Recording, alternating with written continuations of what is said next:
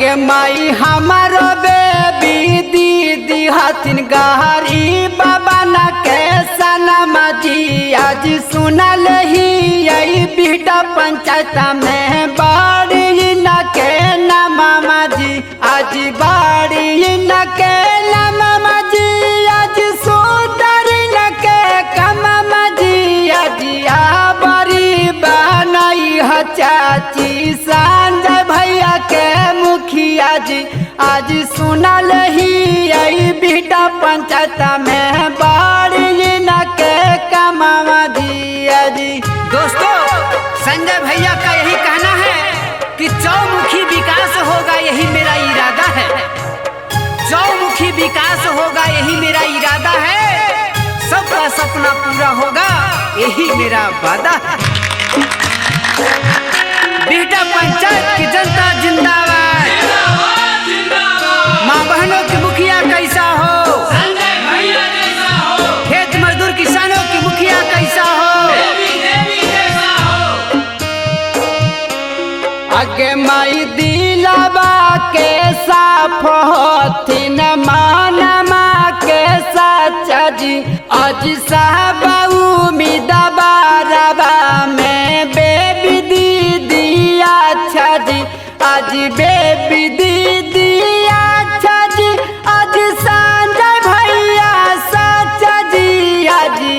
बड़ी बनाई है चाची संजय भैया के मुखिया जी आज सुनल ही यही बीटा पंचायत में बाड़ी न के कमावा जी आज। दोस्तों न पढ़ना है चक्कर में न पड़ेंगे घन चक्कर में, न पढ़ना है चक्कर में न पड़ेंगे घन चक्कर में, मुखिया तो बेबी दीदी को ही बनाएंगे क्योंकि कोई नहीं है टक्कर में। माँ बहनों की मुखिया कैसा हो, संजय भैया जैसा हो, आगे माही माँ जादूरा किसान भैया दी सब धया नवाजी आज इंदराया बस दे तू न वृद्ध पेना सनमाजी आज वृद्ध पेना सनमाजी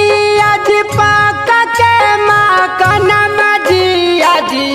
बड़ी बनई है चाचा बेबी दीदी के मुखिया जी आज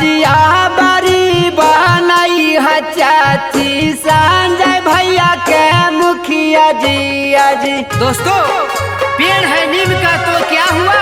हम उसे चंदन बना देंगे, पेड़ है नीम का तो क्या हुआ हम उसे चंदन बना देंगे, संजय भैया वो इंसान है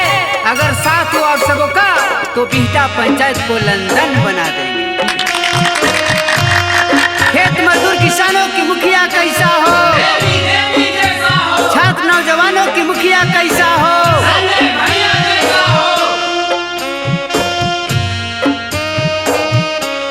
आगे माई गामे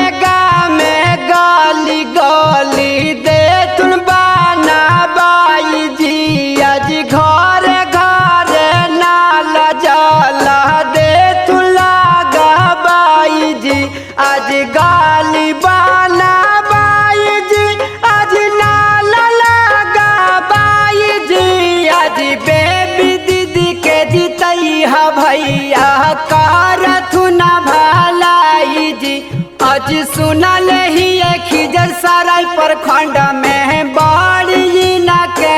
मामा जी आज बाड़ी न के मामा जी आज सुंदर न के कमामा जी आज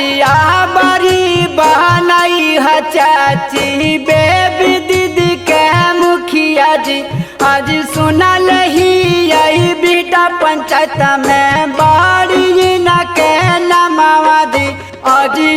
बड़ी बनाई है दीदी संजय भैया के मुखिया जी आज। Music by Manoj अलवेला।